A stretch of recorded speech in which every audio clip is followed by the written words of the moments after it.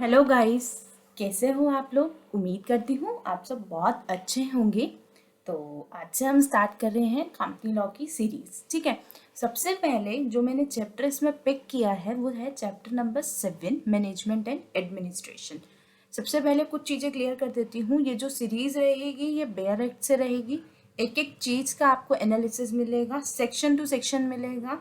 एक एक सेक्शन की सीरीज रहेगी। कोशिश करूंगी एक सेक्शन 10 मिनट से ज़्यादा का ना हो, अनलेस एंड अनटिल जब तक वो बहुत ही ज़रूरी ना हो जाए मेरे लिए कि उससे ज़्यादा का रिकॉर्ड करना है। ठीक है। अदरवाइज मैं कोशिश करूंगी उससे छोटा कराए, सो दैट कि आप एक सेक्शन अगर आपको समझना है, पर्टिकुलर वीडियोस चलाएंगे, आपको कुछ नहीं ढूंढना, 96 समझना है, 96 की वीडियो चलाई, सुना और वो सेक्शन आपका एग्जाम के लिए रेडी। किसी भी पर्पज़ के लिए अगर आप सुन रहे हैं, नॉलेज पर्पज़, एग्जाम पर्पज़, तो वो आपका एक section clear and crisp ready हो जाएगा। ठीक है। तो सबसे पहले मैंने आपको बता दिया कि मेरा पर्पस क्या है। उसके बाद देखो मैं स्टार्ट कर रही हूँ चैप्टर 7 से। चैप्टर 7 है मैनेजमेंट एंड एडमिनिस्ट्रेशन। ये डील करता है आपका सेक्शन 88 से 122। बट पहले मैं स्टार्ट कर रही हूँ जनरल मीटिंग वाला पार्ट। ठीक है, जो डील करता है सेक्शन 96 से 122। आपको एक एक करके सीरीज में सारे सेक्शन मिलेंगे। ठीक है, 96 से लेकर 122 तक सीरीज में एक एक करके सारे मिलेंगे। प्लीज बीच के सेक्शन में आके कोई ये नहीं बोलेगा मैम 97 क्या था, 96 क्या था। तो एक एक करके फ्लो में देखेंगे तो आप लोगों को समझ में आएगा। मैं इसकी पर्टिकुलर प्लेलिस्ट बना दूंगी। ठीक है, तो बिना टाइम वेस्ट करते हुए स्टार्ट करते हैं। चैप्टर है जनरल मीटिंग के लिए। इसके लिए जो रूल्स लगेगा वो लगेगा companies management and administration rule 2014।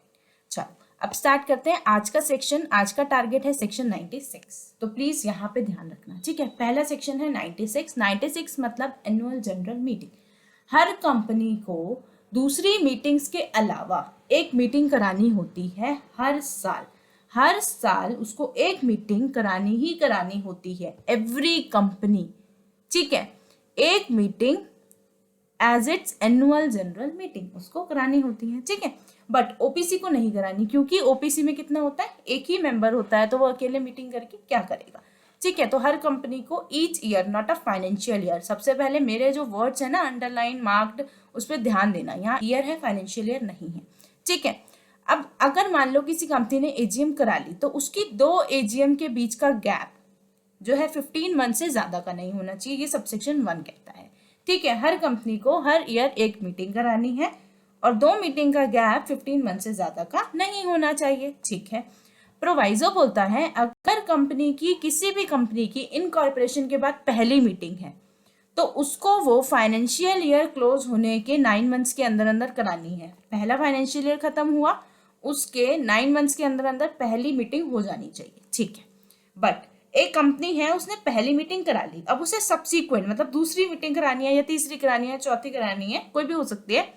तो उसके लिए क्या टेन्योर है, तो उसके लिए है within 6 months from the date of closing of financial year. यानी कि जो भी रेलेवेंट फाइनेंशियल ईयर क्लोज हुआ होगा उससे 6 मंथ्स के अंदर अंदर आपको अपनी सब्सीक्वेंट मीटिंग करनी है। ठीक है, अब आता है प्रोवाइजो। देखो बहुत ध्यान से सुनना, इसका मैंने एग्जाम्पल भी लिखा है। देखो कुछ चीजें यहाँ पे ना स्कैन करने में कट गई है तो वो मैं आपको बता दूंगी, तो उसको मत देखना, मेरी बात सुनो ध्यान से।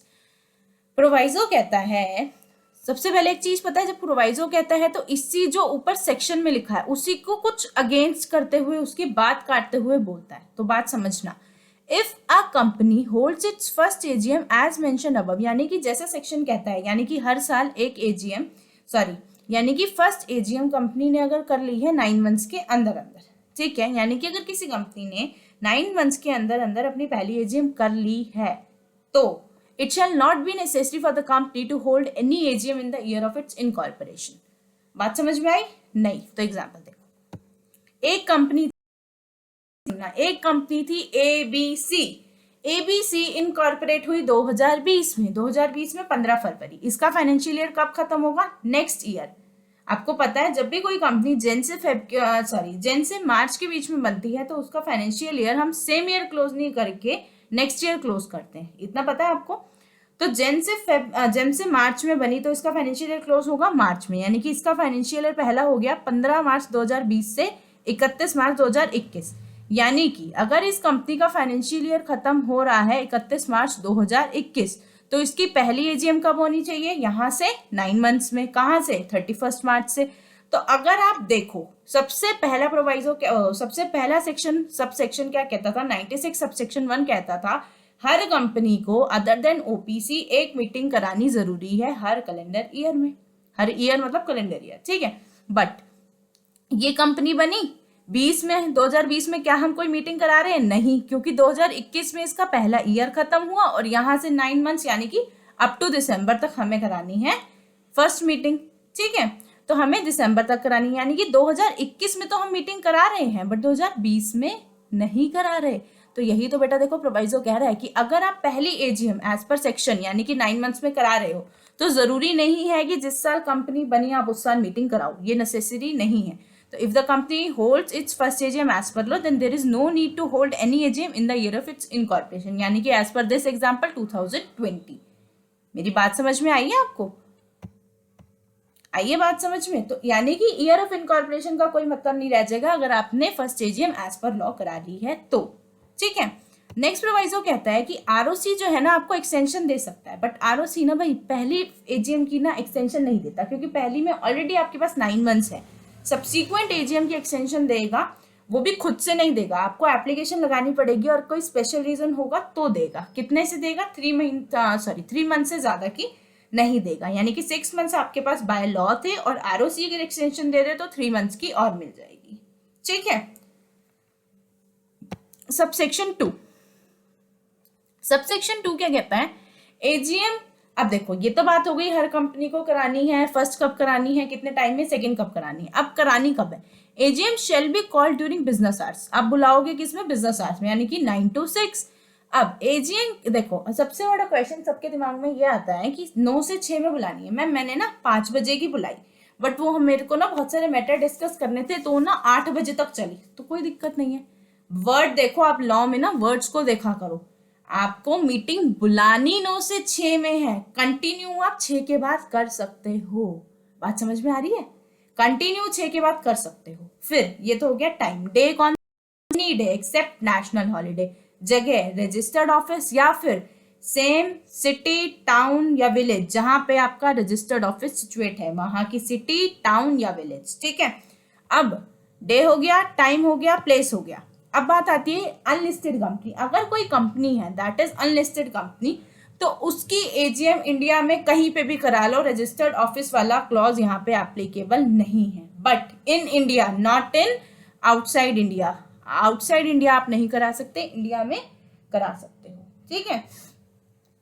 If consent is given in writing या electronic mode is given in advance by all the members, mark the word all the members। अगर सारे के सारे मेंबर कंसेंट दे देते हैं राइटिंग में या ई मोड में और एडवांस में कि कहीं पे भी करा लो, इंडिया में कहीं पे भी करा लो, तो आप करा सकते हो, ठीक है। उसके बाद आता है प्रोवाइजो, फिर से सीजी में एग्जाम, सीजी किसी भी कंपनी को, सेंट्रल गवर्नमेंट किसी भी कंपनी को एग्जाम कर सकती है इस प्रोवाइजो के इस प्रोवाइजो को कंप्लाई करने से, यानी कि सबसेक्शन 2 से। सबसेक्शन 2 मतलब टाइम के लिए, प्लेस के लिए, किसी भी चीज से सीजी किसी को भी एग्जाम कर सकती है। फिर बात आती है in case of government company, section 97 आज नहीं कराऊंगी। In case of government company AGM shall be held such other place within the city, town or village in which the registered office of the company is situated, या फिर such other place as a CG में approve. मेरी बात ध्यान से सुनना, बाकी company के लिए रजिस्टर्ड ऑफिस या फिर same city town, unlisted company के लिए इन इंडिया आप कहीं पे भी करा सकते हो। बट गवर्नमेंट कंपनी के लिए बोलता है या तो रजिस्टर्ड ऑफिस वाला क्लॉज उठा लो, यानी कि जहां पे रजिस्टर्ड ऑफिस सिचुएटेड है वहां की सिटी टाउन विलेज ले लो, या फिर सच अदर प्लेस। अगर सीजी ने कोई प्लेस सच में अप्रूव किया है या कोई अप्रूव कर रही है तो आप उसको भी ले सकते हो, ठीक है। तो दोनों में से कोई भी ले सकते हो गवर्नमेंट कंपनी के केस में। आप मेरी बात का क्रक्स समझो, हर कंपनी को एक एजीएम करानी है, पहली एजीएम 9 मंथ्स, सेकंड 6 मंथ्स, दोनों का गैप 15 मंथ्स।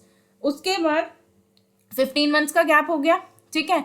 उसके बाद 15 मंथ्स का गैप, और उसके बाद आपका कहता है कि आपको कितना नहीं करना, एक्सटेंशन मिलेगी सेकेंड के लिए, सब्सिक्वेंट के लिए मिल सकती है, वो भी 3 मंथ्स, ठीक है। अगर आप फर्स्ट मीटिंग करा लेते हो एज पर लॉ तो जरूरी नहीं है कि इनकॉर्पोरेशन वाले ईयर में मीटिंग होनी चाहिए, ये भी नहीं है।